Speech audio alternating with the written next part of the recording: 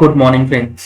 GST platform के YouTube channel में आप सभी का स्वागत है। जी हाँ फ्रेंड्स, जीएसटीआर 3B के अंदर रूल 37 से रिलेटेड एक बहुत बड़ा चेंज जो है वो अब नोटिफाई कर दिया गया है। जुड़े रहिएगा इस वीडियो के एंड तक ताकि आपको भी जीएसटीआर 3B का जो ये 1 अक्टूबर 2022 से नोटिफाई करी गई है प्रोविजंस, उसके बारे में पूरी जानकारी मिल सके।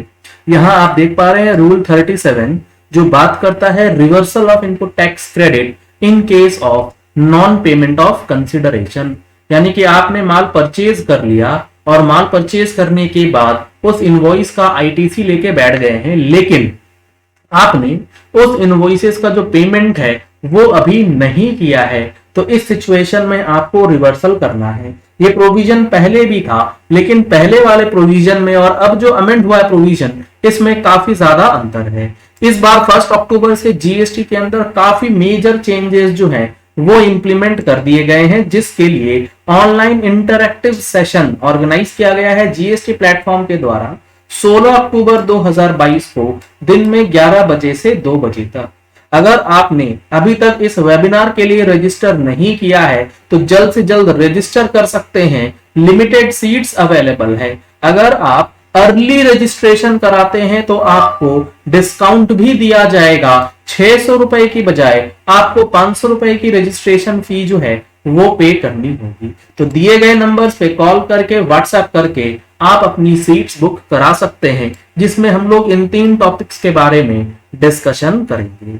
अब यहाँ पर जो ये रूल 37 है जो अमेंड हुआ, वो कहता है अ रजिस्टर्ड पर्सन जिसने की इनपुट टैक्स क्रेडिट अवेल किया है for any inward supply of goods और services other than the supplies on which RCM is liable. यानी कि रिवर्स चार्ज के बेसिस पे अगर आपने आईटीसी क्लेम किया है उसमें ये प्रोविजन पेमेंट वाला नहीं लगता है, but fails to pay to the supplier thereof the amount towards the value of such supply along with the tax payable thereon within the time specified in the subsection 2 of section 16 के second provision में, और वो time limit है 180 days का।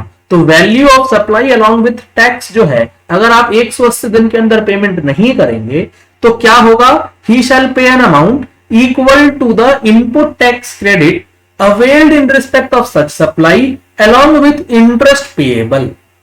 यानी कि जो आपने इनपुट टैक्स क्रेडिट क्लेम कर लिया था उस इनवॉइस के रिलेशन में, उसे आपको रिवर्स करना है along with interest under section 50 जो कि 18% होगा, while furnishing return in form 3B। ये सबसे इंपॉर्टेंट है। पहले जो चीजें लिखी गई थी वहां पर जीएसटीआर 3B की बात नहीं करी गई थी, वहां पर बात करी गई थी जीएसटीआर 2 की। अभी हम लोग देखेंगे पुराने प्रोविजंस को भी।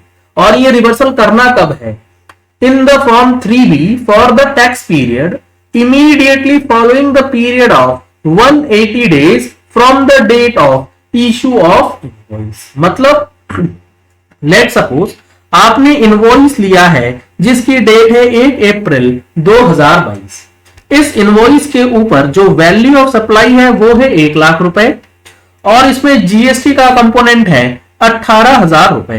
तो यहां पर 1,18,000 रुपए का जो ये टोटल अमाउंट हुआ है, इसका अगर आप पेमेंट नहीं करेंगे तो आपको रिवर्सल करना होगा। पेमेंट कब तक करना है, 1 अप्रैल 2022 से लेके अगले 180 दिन के अंदर। तो यहां पर लगभग अगर मान के चले तो 30 सितंबर 2022 तक आपको पेमेंट करना था। अगर आपने 30 सितंबर 2022 तक इसका पेमेंट नहीं किया तो आपको अक्टूबर 22 की जीएसटीआर 3B में इस particular amount of input tax credit को रिवर्स करना होगा, जिसके लिए स्पेसिफिक कॉलम जीएसटीआर 3B में भी इंक्लूड कर दिया गया है। अगर आप टेबल 4B देखेंगे जीएसटीआर 3B के अंदर आईटीसी रिवर्सल का, तो वहां पर रूल 37 का जिक्र जो है वो अब कर दिया गया।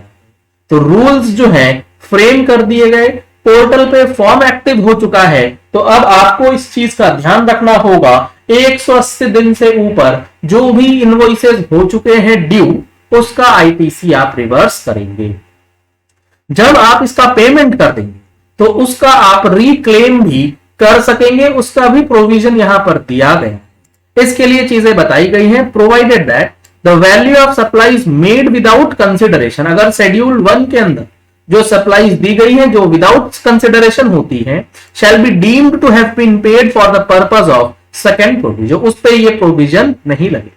Provided further that the value of supply of any amount added in accordance with the provisions of section 15 shall be deemed to have been paid। तो यहां पर जो आपको सेक्शन 15 के अंदर वैल्यूएशन रूल्स में जो अमाउंट्स इंक्लूड किए जाते हैं उसको भी मान लिया जाएगा कि वो पेड है।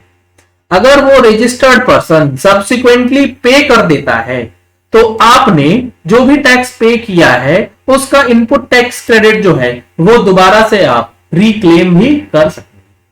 इन सारी चीजों को हमने अपनी मंथली टैक्स मैगजीन में भी इंक्लूड किया है। अगर आप लोगों ने अभी तक टैक्स मैगजीन का सब्सक्रिप्शन नहीं लिया है तो दिए गए नंबर्स पे कॉल करके व्हाट्सएप करके आप टैक्स मैगजीन का सब्सक्रिप्शन भी करा सकते हैं। इसके बाद सबसे इंपॉर्टेंट सवाल कि ये जो टाइम पीरियड है 180 दिन के बाद हमने पेमेंट किया है और उसको रिक्लेम करना है, लेकिन 16/4 का टाइम पीरियड अगर निकल गया तब क्या होगा। इसके लिए यहां बता दिया गया है the time limit specified under section 16(4) shall not apply to a claim for reavailing of any credit in accordance with the provisions of this act।